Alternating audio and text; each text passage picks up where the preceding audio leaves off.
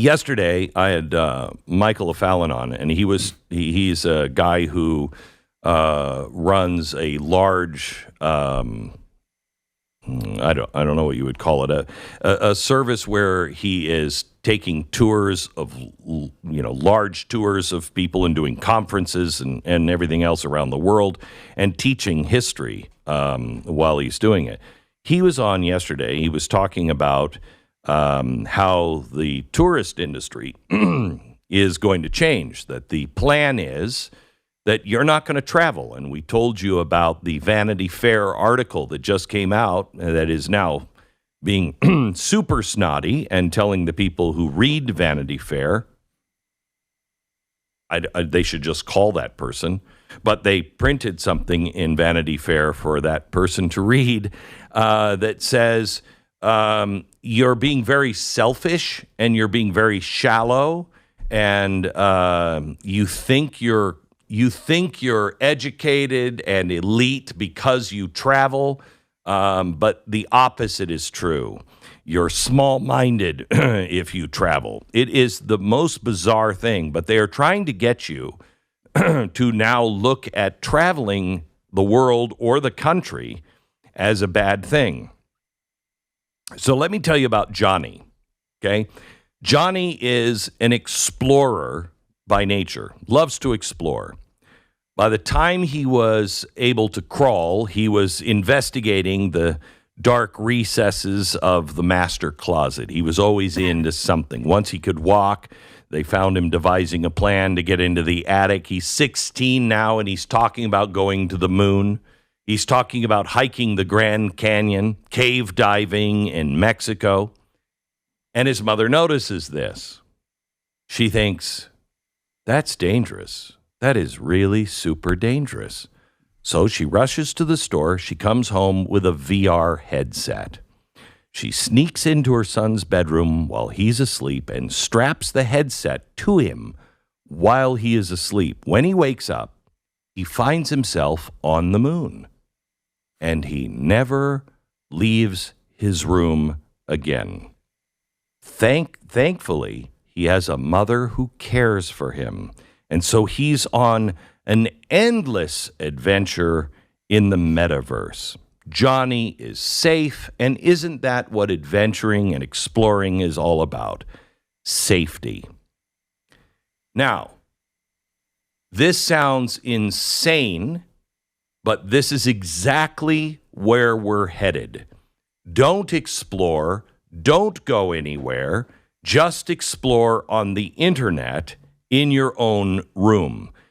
Let me read a line from an actual article from MSNBC that came after the Titan submersible tragedy, okay?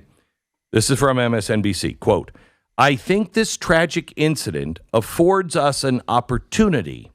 In fact, it gives us a mandate to devise safe ways for people to satisfy their adventurous spirits and educational urges."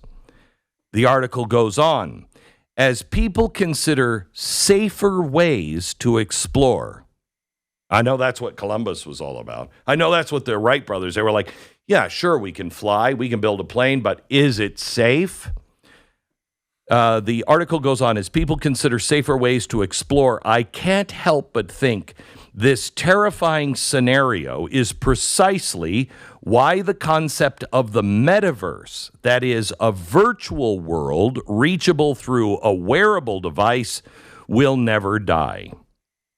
America, this is one of the choices you have to make. This is where we're headed. The death of adventure, the death of exploration in exchange for safety. So you can forget the next Alan Shepard. You can forget the next Daniel Boone. You can forget the next Christopher Columbus. Just put your kid behind a screen or in glasses until they become the people of Wall-E.